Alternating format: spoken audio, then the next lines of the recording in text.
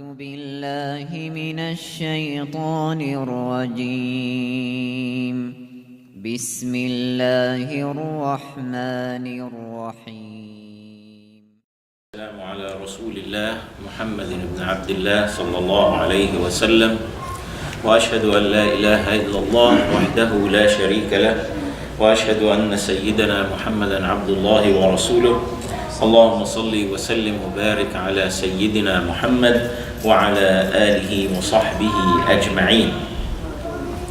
Praise be to Allah, the creator of mankind, and peace and blessings on our beloved Rasul Muhammad sallallahu alayhi wa sallam. I'm honored to join you today, and inshallah we will benefit from the subject, which I'll try to address it to the best of my knowledge. And of course the main concept of the subject is how husband and wife can establish a successful relationship amongst themselves. It is a topic that's important for those who are married people. Those who are not married, it's important for them because it will put you forward on the subject, and you will be able to understand your role as a future husband, and it will boost you also to go ahead with your work to save some money. And if you are going to school, then you study hard, get some A's. If you are working, and then you will increase your efforts to make more money so that you will be able to prepare yourself for marriage, which is very important. And of course, without good job, good education, you will not be able, I will not say you will not be able to get married. You can always get married. I see people in the shelter are married. But I'm talking about quality of life. You want quality of life, that's what you need to do. And that's what our Rasul sallallahu alayhi wa sallam emphasized when he said, "Man istata'a minkum al-ba'a." You know, it means if you can afford to get married, it means you are very well financially able to hold the responsibilities of marriage. But that's not the subject today. And of course I put the second part, the topic is spouse abuse, and I want to relate that with Islam.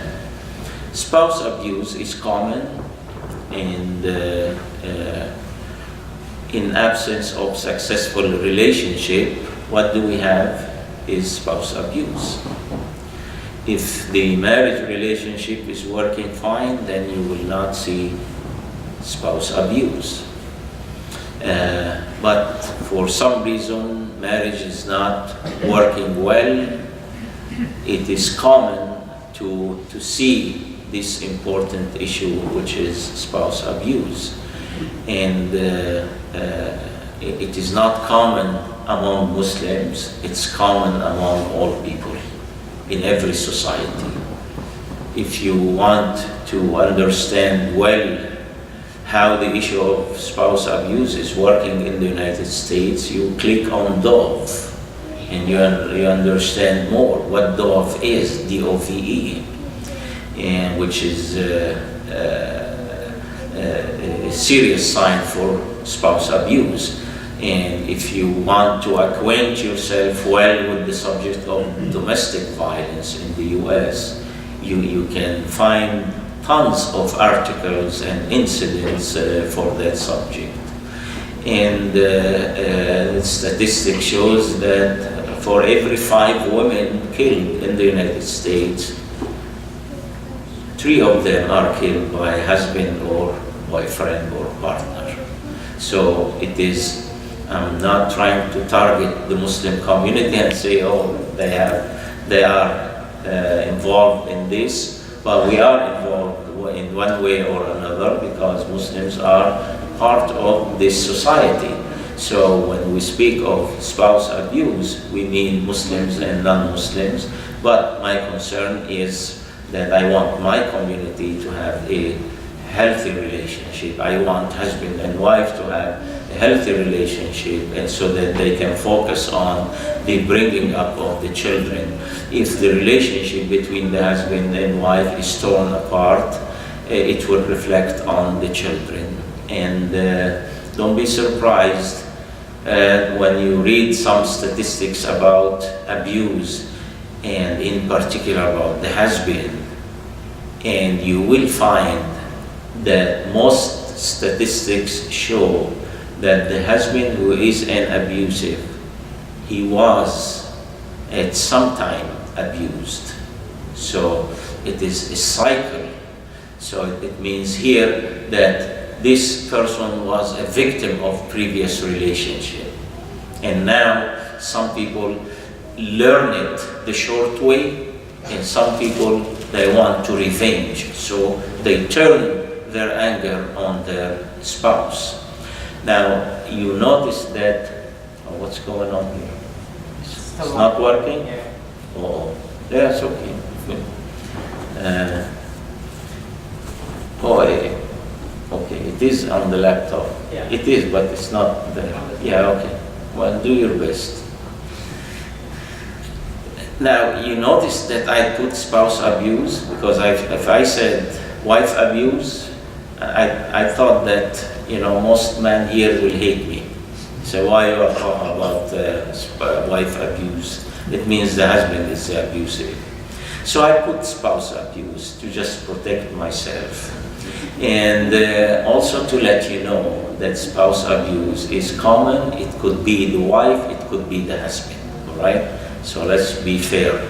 But I want you to learn something.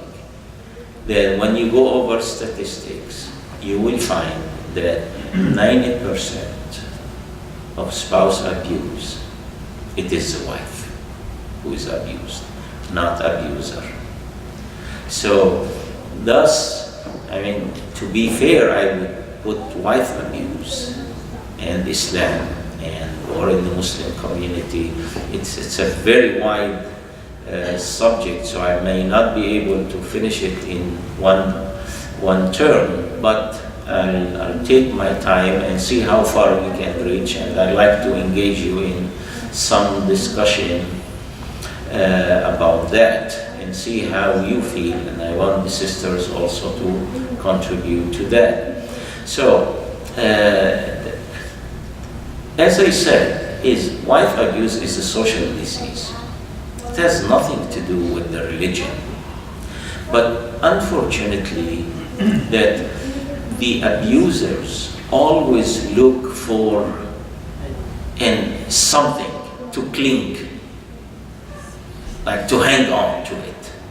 So among Muslims, there are husbands who do the abuse in the name of something that they believe. But when you debate the issue with them, you find that they use Islam. So I'll give you this story here. It is a story from the courts. And this is a Muslim who punched his wife on her face, and he knocked two teeth from her mouth. And of course, he ended up in the court. Now his lawyer, knowing that the judge will sentence this man harshly, he knew that. So he thought of a way to reduce the sentence. So he brought the religion in. And he started to speak to the judge. He said, "Your Honor, my client is a devoted Muslim. He's a very responsible person. He is very good, and he is influenced.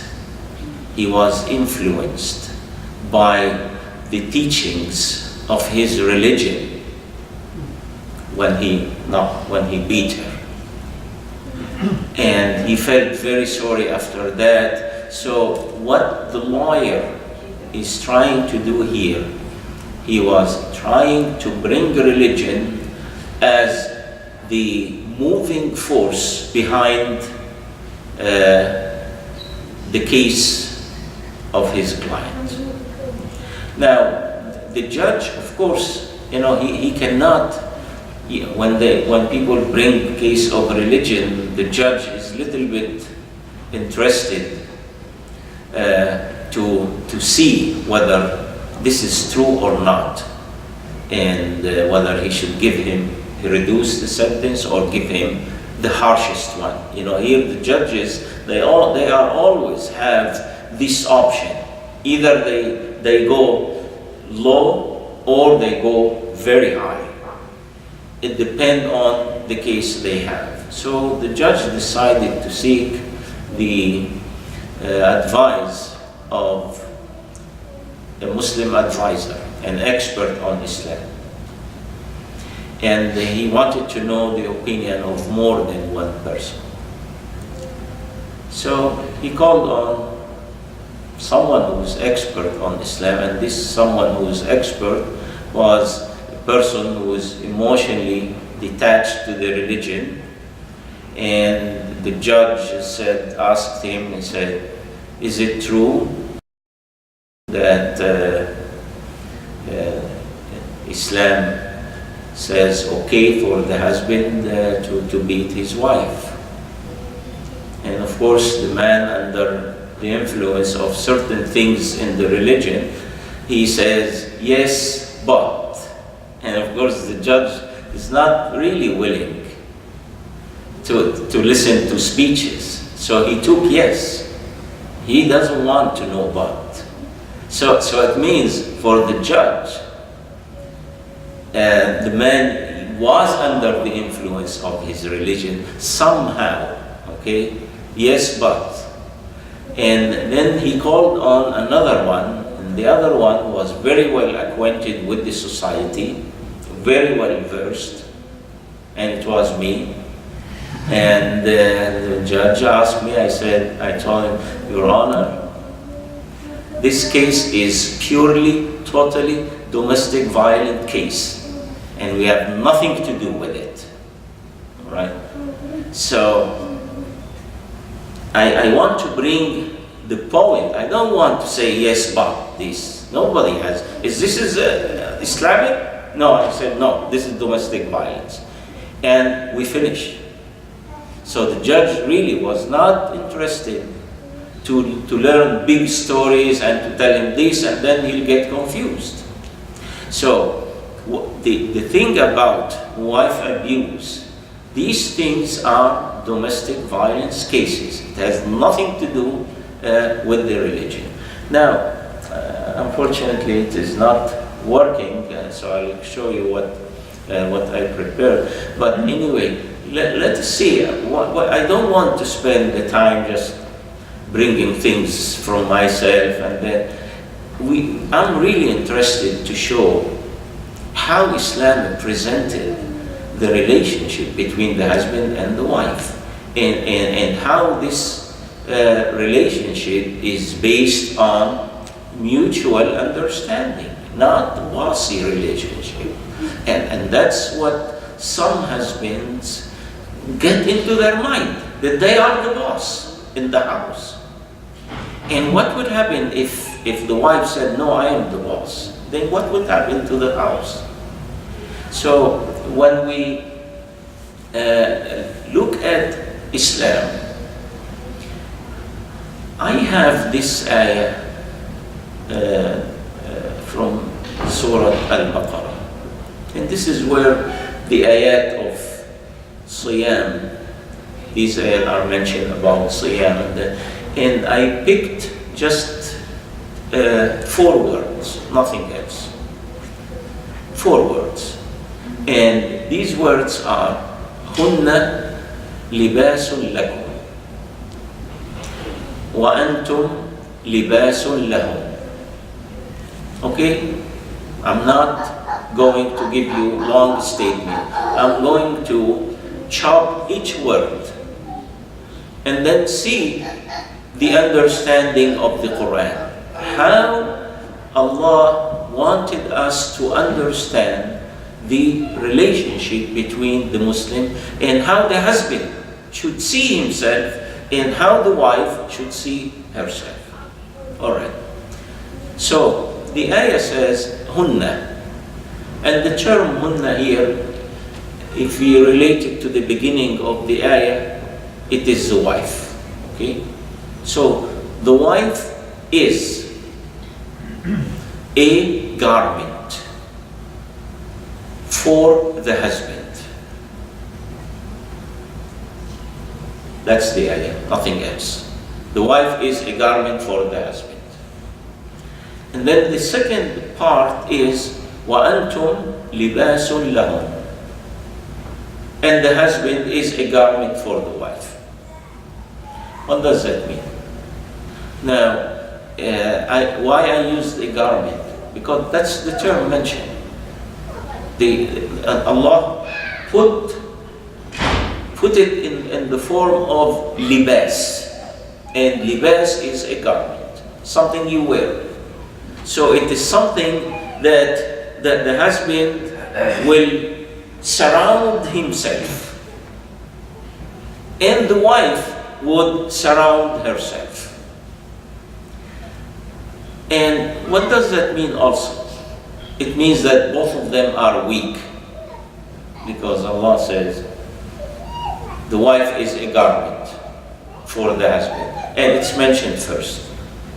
It means that the husband is weak and needs protection, and the wife is the one who will give him the protection. Very simple. It means the husband is a weak. And the wife is a weak person also. And she needs the husband to protect her. So look at that. Both of them are weak, both of them are strong. And when we put the two terms together, it means that each one of them is responsible to shield and to protect the other. Each one of them. So where is this understanding that the husband is the head?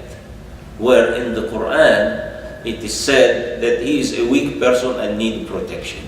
And no one can give him this protection except the wife. And the wife also needs protection, and no one can give her this protection except the husband. That's partnership. Okay? That's what we have to keep in mind, that the Quran wanted to give the image of partnership between the husband and the wife. So imagine if you have a partner, what do you do? That's what you need here. That's what we need to keep in mind. What does partnership entails to?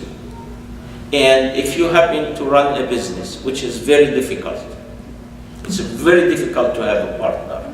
Show me here. Anyone has a partner in his work? Anyone? No partner. See? It's very difficult to have a partner in your husband, in your business. But why the partnership of marriage, husband and wife, is successful? Who can tell me why it is successful? Anyone? I need some energy here. Anyone who can tell me? Women want to say something? Why it is successful? Why a human being cannot enter into business? Huh? Because of the good wife. Good wife or the good husband? Good husband. Well, okay, all right. So let's be. So it's a goodness in both of them. If there is goodness, but that's not what I meant here too. I want to post something. I think some qualities which woman possesses, man doesn't have, and some which man has, a woman doesn't have. So it makes equal. So make combined. Okay, that's good. I want something from the Quran now. So I have something from like social life, our like make sense and this and that, or something that this one that cannot do, the other would do, and this and that, and that. Both of them are weak, both of them are strong, they protect each other, each one has a quality. But I want something that can help us understand more the nature of partnership from the Quran. And let me go to the beginning of the creation.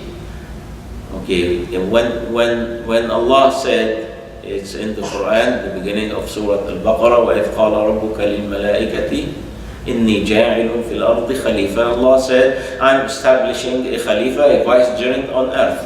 Who was this vicegerent? Who was? Humans. Adam. It was Adam. It was not. It's not Hawa. All right. And then suddenly Hawa came on the scene. وَقُلْنَا يَا آدَمُ اسْكُنْ أَنْتَ وَزَوْجُكَ الْجَنَّةِ. Allah said, Adam, you dwell with your wife in the Jannah. وَكُلَا مِنَّا رَغَدًا حَيْثُ شِئْتُمَا. Eat whatever you want. And never, وَلَا تَقْرَبَا هَذِهِ الشَّجَرَةِ. Do not approach this tree. And then later on, what happened that the Quran mentioned that both of them ate from the tree. Okay? It did not say Adam or Hawa, or who was responsible, or who was this and who was that. The Quran said both of them ate from the tree. Now, do you believe that like both of them said 1, 2, 3 and then both of them agreed? It's not possible to believe it this way. It has to be someone started the business of eating. But the Quran is not really interested to tell you who and this, because once if the Quran said Hawa started and then you say, you see, she's the one. And this is what Christianity fall in, by mentioning that it is Hawa who did that, and then you say, and then the accusation for women that she was responsible for the sin of Adam. The Quran did not say that she is responsible for the sin of Adam. The Quran said both of them ate from the tree, and both of them asked forgiveness, and Allah forgave both of them. We finished. But how Hawa came on the scene, and can we say that she is Hawa? Yeah, based on narrations from Old Testament, which it was confirmed by our Rasul sallallahu alaihi wasallam. So we say we take as is. We take it as is. In the Old Testament, there are details that Adam was sitting sad, lonely. He felt lonely, and then an angel came to him, or an order came to him that take things from your rib. And he did, and it was Hawa. And from that rib, Hawa was fashioned. And this is where other faiths also, they struggle with this, to say, she's part of Adam. Well, what do you mean she's part of Adam? The whole thing was done within the power of the Creator. It's not within the power of Adam to say, Adam did that. Allah subhanahu wa ta'ala wanted it in this way, to tell Adam she is part of you. It's not like you are superior to her. She's a part of you, so he can care about her. But that's not the issue that I want when I say go to the Quran. What the Quran says about that? The Quran says, وَمِنْ آيَاتِهِ, and it's from the great signs of Allah, أَنْ خَلَقَ لَكُمْ, that Allah made available to you spouses, أزواجا. خَلَقَ لَكُمْ مِنْ أَنفُسِكُمْ. Anfusikum that's the reference to the story. that from the body of Adam formed what was known as Hawa, and she was the wife of Adam. She was considered. They did not go to the city hall at that time, but the Quran considered their relationship as a relationship between husband and wife. It said, "Zawjuk," part of you, the one who is part of you. That's how he called Adam, and mentioned about his wife. And so in the Quran, وَمِنْ آيَاتِهِ أَنْ خَلَقَ لَكُم مِّنْ أَنفُسِكُمْ أَزْوَاجًا, spouses, لِتَسْكُنُوا إِلَيْهَا. So that's number one here. The concept of marriage, this partnership. First, it was considered as a second. And the second is like peace of mind, tranquility, and all these things. But then look at the second part. وَجَعَلَ بَيْنَكُمْ مَوَدَّةً وَرَحْمَةً. Okay? See, that's what I want you to focus. Allah made two special things in the heart and the mind of the husband and wife. He put inside them, so they will not reject their partnership. So today, human, they enter into partnership, me and another person, couple of months, 1 year, and then gone. We couldn't tolerate each other. But for the husband and wife, this partnership is sacred, based on marriage. And Allah blessed this relationship by giving them two important criteria. Mawadda. What's mawadda?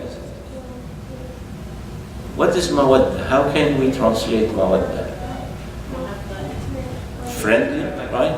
Friendly? Deep love. Yeah. So the mawadda is friendly, deep love. What else? Responsibility.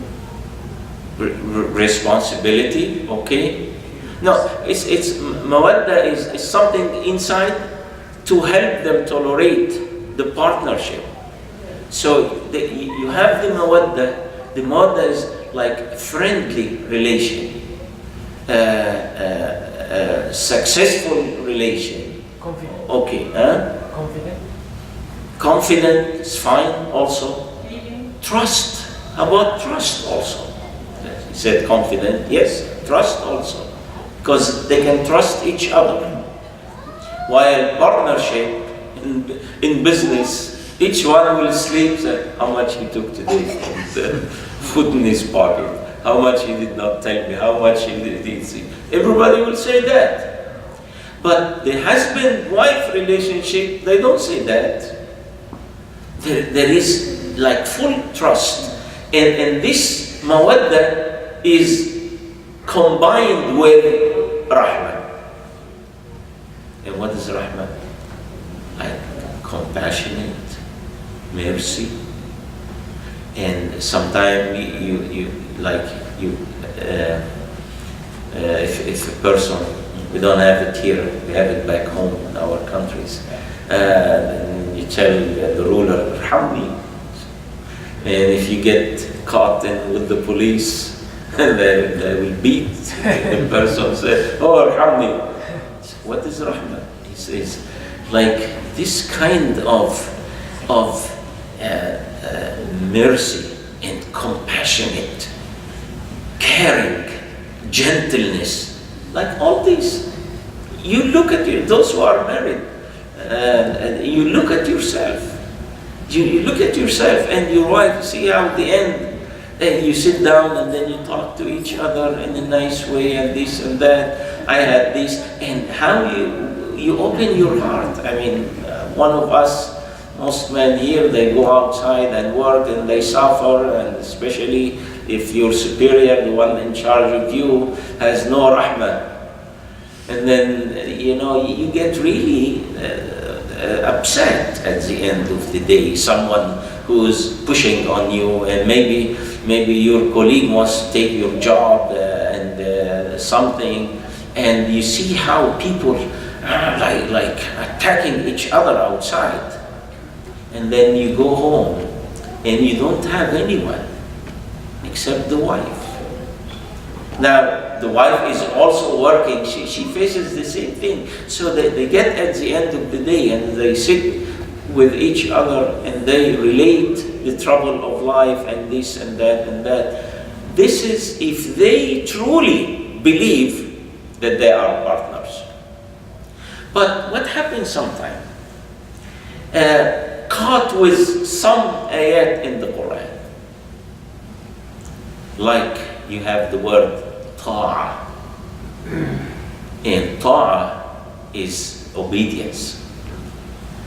And once I was doing a marriage between a Muslim and the bride was a Christian. And I was discussing with them the vows. And the Christian wife, she was under the impression that Islam same as Christianity.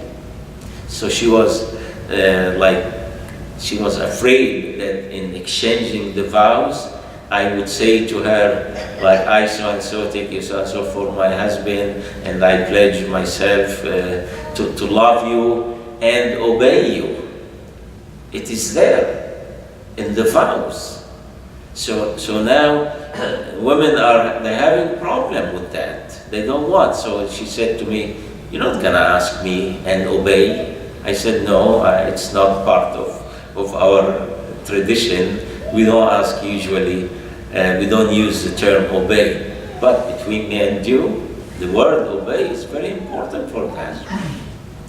So some husbands, when they come at home, what they have in mind here, that the obedience is very important. And if the wife did not obey, then she's in trouble. Now, where is this partnership here? It's gone. So, from where we get this obedience and this and that, we get it from old days, nothing else. Old days. It's not from Islam. I came to the United States in 1982. All what I hear around me is policemen, firemen, chairmen, okay? And even in colleges, you have freshmen. Everything is men. It's only 5 years after I arrived when policeman is gone, was deleted, and instead they put police officer. Fireman, gone, disappeared, firefighter. All right? So, policeman, disappeared, it is police officer. But still you go to school and you ask poor girls, you say, "I'm a freshman." But they don't want to change it there. So they blended it together and they kept it as is. They don't want to change it. Chairman. Now in the beginning, everything is a chairman.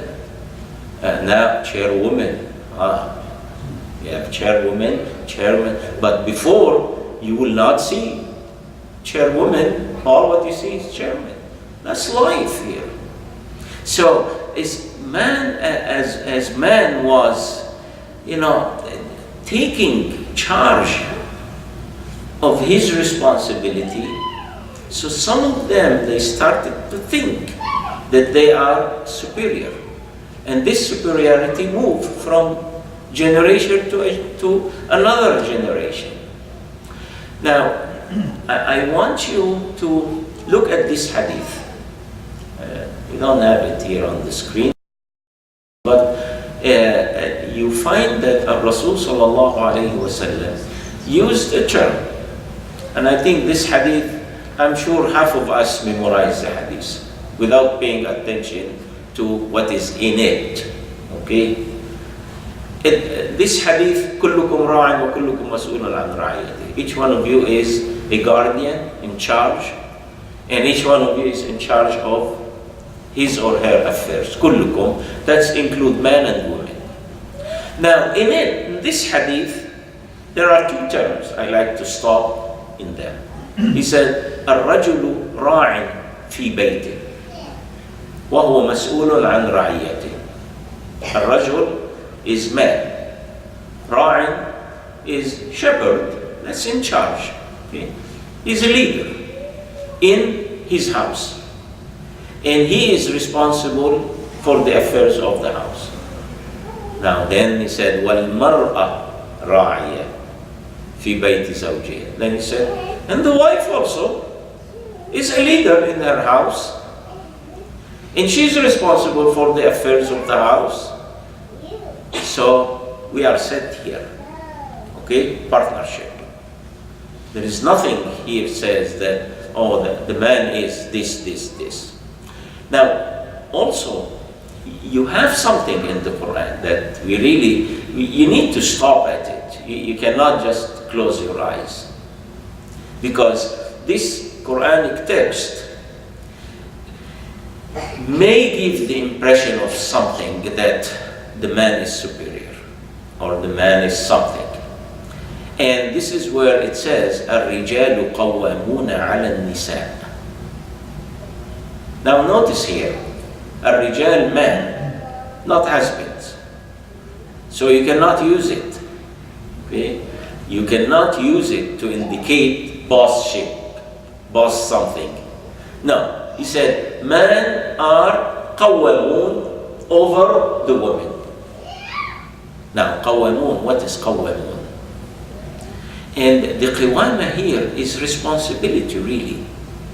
Like, فلان قائم على رزقه, على محله, على بيته. And the qiyamah here, qiwama, not qiyamah, qiwama indicate responsibility. And it is to present something already exists in the life of people and confirm it. That's what we see in life. And that's the example I mentioned. That before, in all days, all what you see is policeman and fireman. Everything is man.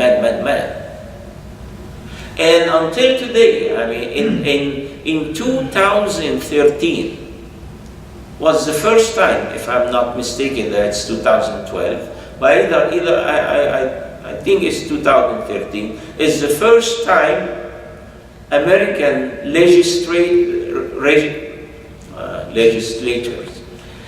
what they did, they allowed women in the army to be in combat zone.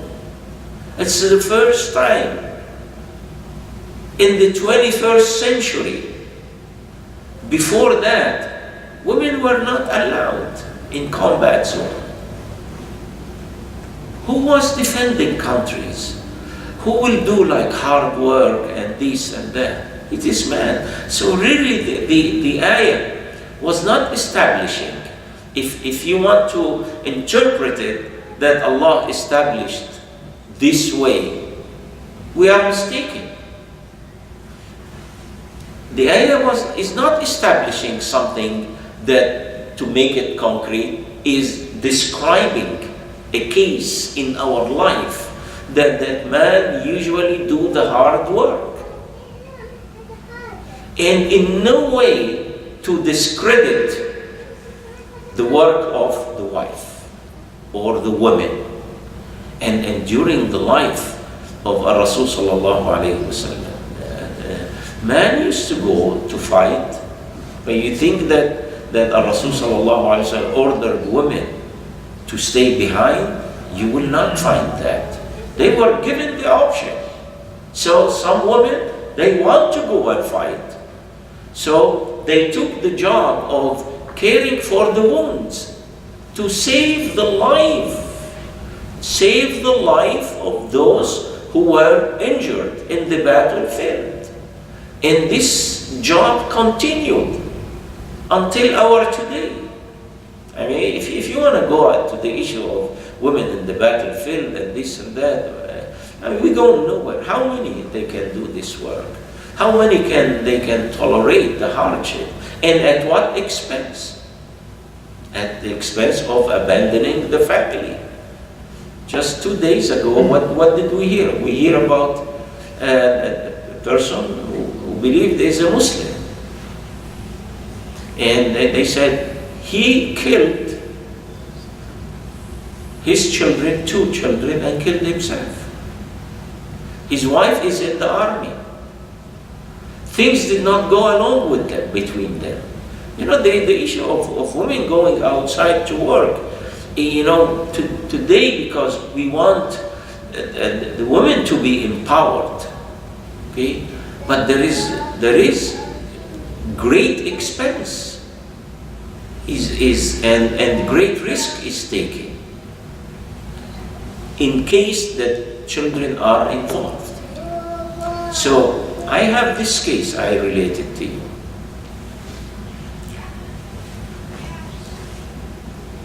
He's a member of the community, decided to get married. Okay? They get married. They had first child, both of them are working. First child, they started to panic. Who's gonna take care of the child? And they managed somehow, then they get the second child. And then they started to panic. It's a serious problem. And it happened that both of them, they don't want to give like permanent, to take a permanent daycare for the children. Both of them, they want to care for the children themselves somehow. So what they decided? They decided that one of them will quit work and the other will continue working. Now, who's gonna quit? What do you think? Who's gonna quit? The wife, right? Yes. No, not in this case. The wife make more money than the husband. And it becomes an economy issue. And they said, look, if I quit, I'll quit, but we lose money. If you quit, we lose little money. And it was mutual. I mean, there was no like wrestling. So the husband said, I'll quit my work and I will care for the children. I will cook and I'll clean the house. Now, do you think that the husband violated his religion? No. So there is nothing here says, oh, the man is the one who should do this and that, and the wife should, as all of you said, the wife. But that's not the case today. The case is different. It is economy. It is no more, I am the man. It is who make more money, then that's how it will go.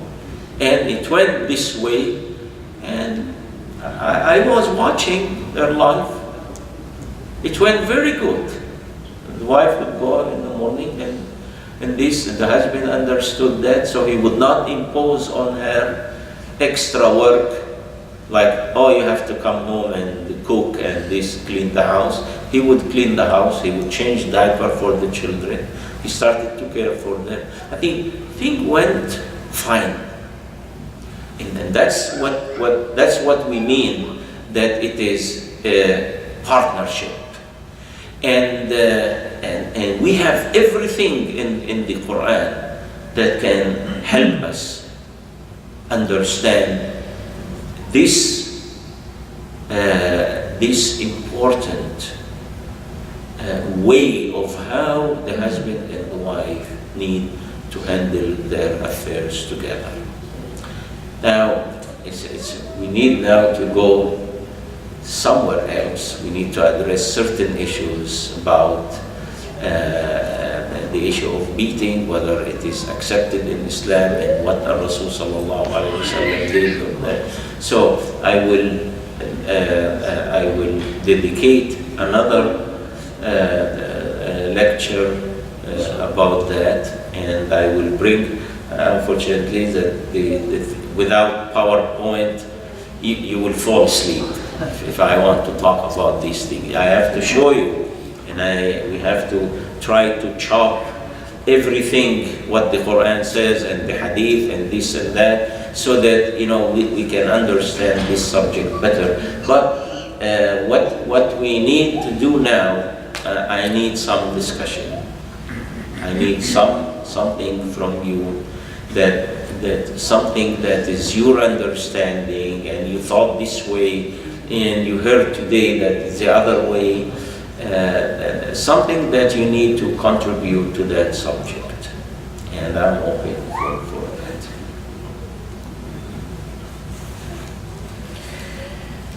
So who's going to start? Okay, go ahead. What do you want to say? She's resting. She's resting. And this issue, I think, was yesterday in the court again. The case of the couple who are responsible for the disappearance of the daughter, and until now, the girl disappeared last September, and until now they don't want to say. Now, who revealed this whole thing? It was the sister who used to go to school, and she mentioned to her teacher, I haven't seen, I don't know whether my brother or my sister, boy, I haven't seen my brother for a while. And then the teacher, this sentence caught the attention of the teacher and started to question her and she related that to the school principal. Then the school principal notified the police get involved somehow, the court was involved somehow, and when they asked the husband and the wife or the boyfriend, whoever, they couldn't answer. So there is something going on here about children and domestic violence. All right, who wants to start? I think you should start something. You should start. Go ahead. Are you married? You are married? Okay. So then you should say something.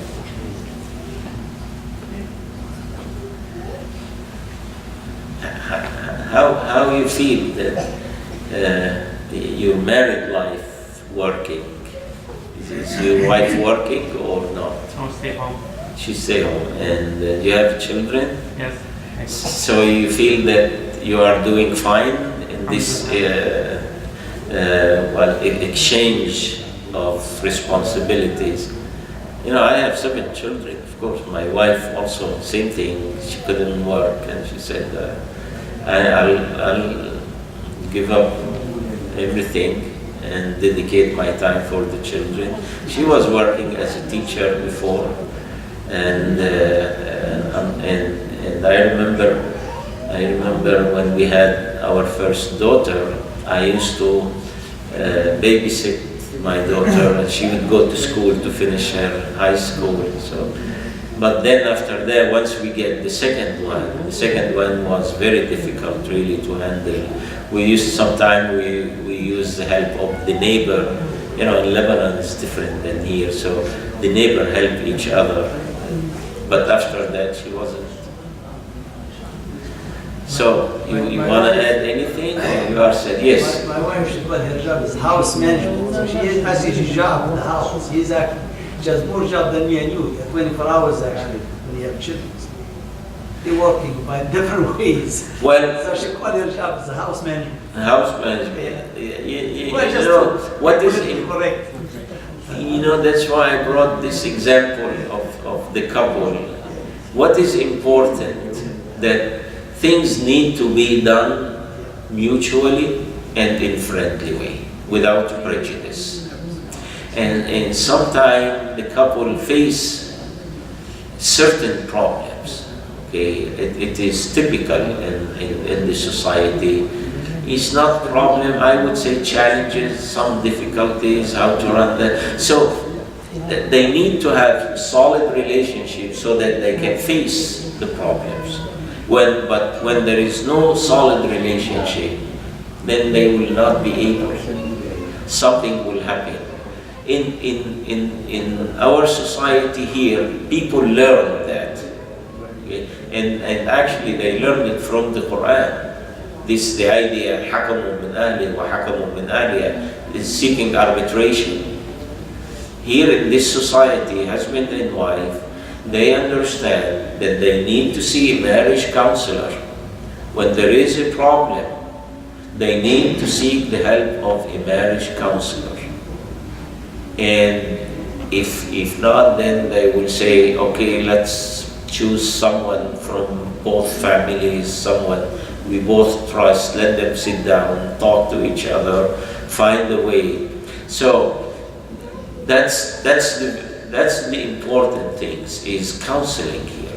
Sometimes I get cases where I have only the wife coming, and when I tell her, well, I need to speak to the husband, I cannot really solve this problem, and then say he doesn't want to talk to you. Yes, go ahead. Why Allah says the men قوامون over women. Yes. And don't say about men قوامون over family or children. This for one. And question two, why Allah, when Allah says men, which mean men? Like husband or my sister? قوامون over my sister, my mother, or what? And for three questions, what does mean al-nisa? Allah here, He said al-nisa. He specified which kind of the nisa, wife or sister or mother. But here we have al. Al, this is specified. But for what specified? Yeah, that's the important thing to understand here. That this ayah has nothing to do really with husband and wife, to establish that the husband is in charge of the wife. This ayah is reference to the norm of life here. And you have to remember that at the time this ayah was revealed, what was norm of the society here? The norm of the society, because we don't have jobs. So the wife, the sister, the mother, they all stay home. I mean, talking about my grandmother, I think my grandmother used to work. Talking about my mother, talking about 50 years. You will not find it. Women, they started to go to the field of work recently. It's not like 200 years ago. So 50 until like 60 years ago, that we talking about men, because there were not that much variety of jobs available. Men barely can find work for themselves. Unlike today with the technology and this and all these things, the situation is different, and also because of the high cases of women abuse, the socialists here, the people who are scholars of science, social life, and this and that, and those who advocate for women, those are the people who said, we have to empower women. That's the way to combat abuse. Otherwise, we will end up putting a police officer at the house or at the door of every house to guard the situation.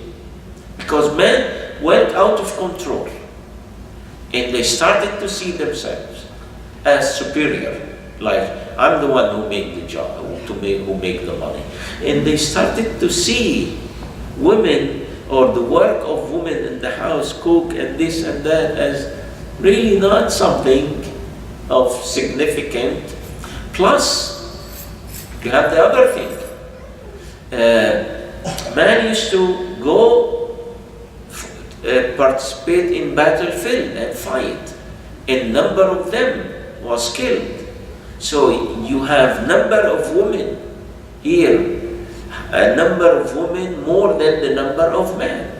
So man started to say, oh, if this is no good, I'll take another one. And then this issue of polygamy, it existed before Islam. You know, people think that Islam invented polygamy. It existed before Islam.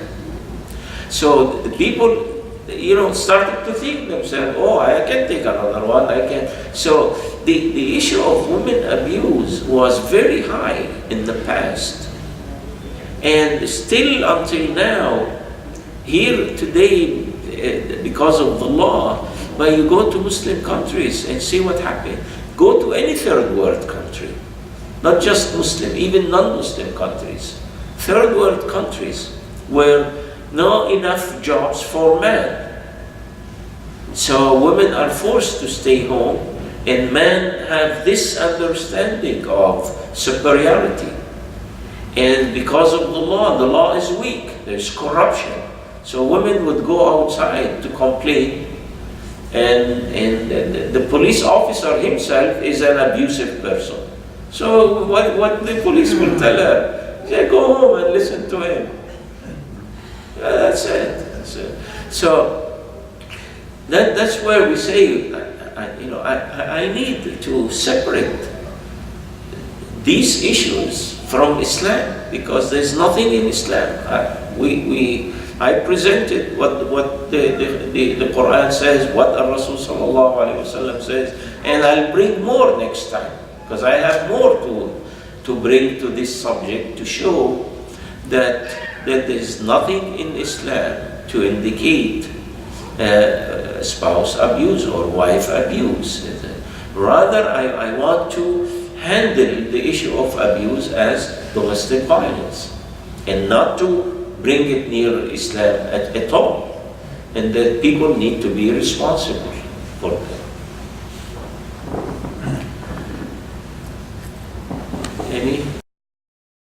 Any other question? The sisters are okay? Do you have any question? Okay? If you have any question, please, you can ask. Otherwise, it's time to close.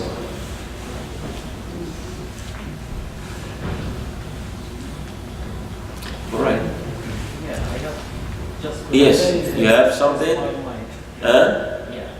One is blood money of a woman. Why is what? Blood money, inheritance, when you're inheriting, money. Yeah. Why, it's like, the blood money of a woman, it's half of that of a man. So. That's not the blood money, inheritance. Yeah, it's called. Yeah. The term is blood They call blood money. Okay. So blood money is something different. It's for when you kill someone. Yeah, blood money is different. Okay. It's inheritance. Okay, so it's still, so. Okay. You see, we have to understand at that time what was the situation. And I'll give you an example from my country. Okay. My grandfather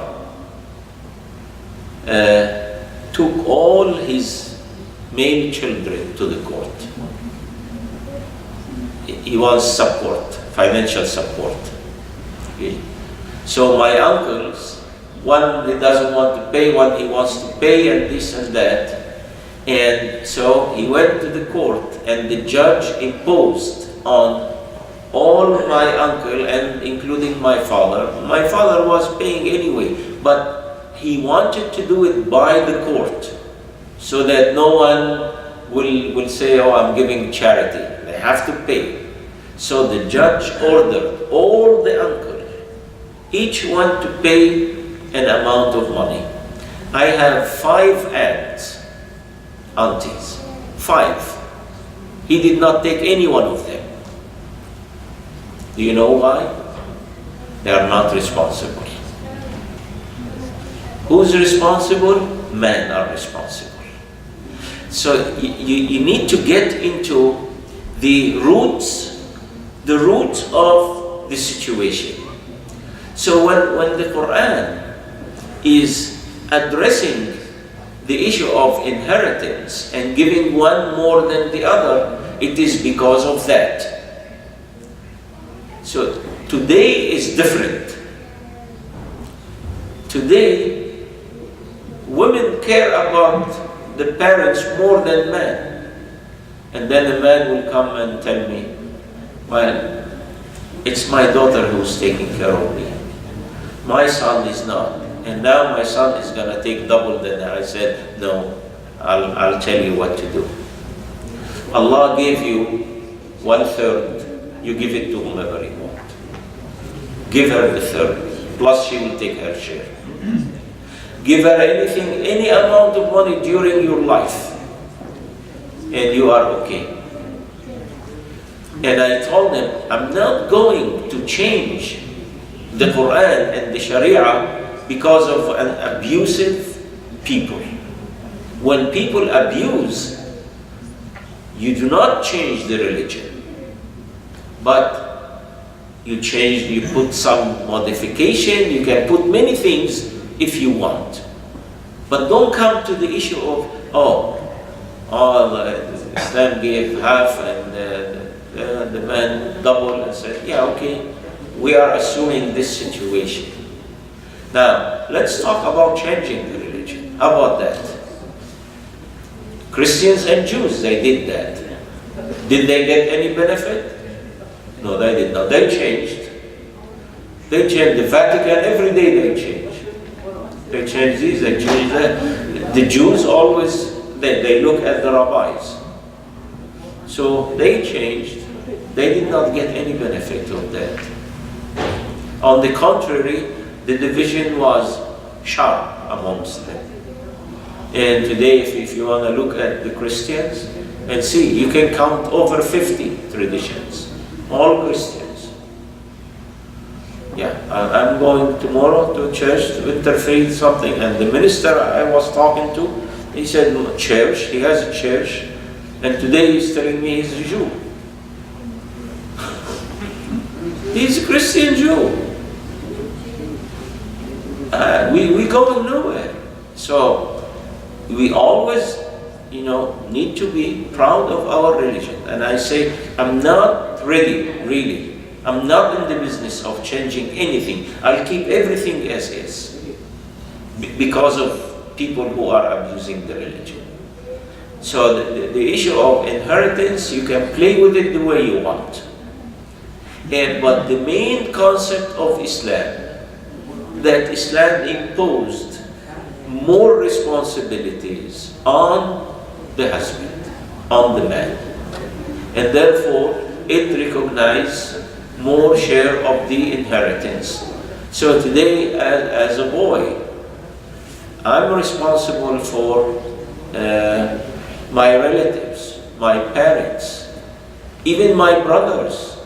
I'm responsible by the Sharia. Forget about the law. My sister is not responsible. And in no way she would feel that she is obligated to do that. But for me, I feel that I'm obligated to do that. So that's the original, concept and views of Islam. There are people today who abuse the religion. What you want to do? These are new things now. Even during the time in Medina, where you find Muslims, there were hypocrite Muslims. I mean, those who killed Sayyidina Uthman, who are they? Those are Muslim abusers. Those who killed Sayyidina Ali, those are abusers. Those who killed Hassan and Hussein. We hear about Khawarij, we hear about so many things. Same thing today. We hear about so many things. And today, you have atheist Muslims, if you don't know that. Yeah. It's like wonderland that today. And then religion is caught in the middle. And then time to change. We need to change now. You want to change what? You want to change? Change this word in the Quran. Hide this word. I'm not going to do that. We should not come into that, because others, they change their religion to suit something, their situation, and it's gone. By the way, like 3 days ago, I presided over a Christian funeral. The man is a Christian, and the family, they called me. They said, we want you to do it. I said, okay, I'll do it to the best of my knowledge. I just concentrated on saying words like God, Allah, God, and something like that. I did not bring Quran, but I bring something similar to what the Quran says, something what we understand. The people, they don't want to go to church. So it is like sometimes you see this thing, and I always say, watch out those who are exiting. Don't count only those who are entering Islam. There are people who are exiting Islam. So we have it in every religion, and just we need to be, careful how to handle our affairs and talk about these differences in friendly way, not in a way that I have to sit and curse the one who changed his religion or her religion, or someone who said something that's not acceptable to Islam. People today, they have variety of understanding about Islam. Allahu Akbar. صلى الله وسلم على سيدنا محمد وعلى آله وصحبه أجمعين. اللهم علمنا ما ينفعنا وانفعنا بما علمتنا واهدنا إلى صراطك المستقيم. Allah, may you guide us to your straight path, and may you help us all achieve success, and may you help us practice our religion, and may you help us be proud of ourselves as Muslims. وصلى الله وسلم على سيدنا محمد وعلى آله وصحبه أجمعين. سبحان ربك رب العزة عما يصفون وسلام على المرسلين والحمد لله رب العالمين.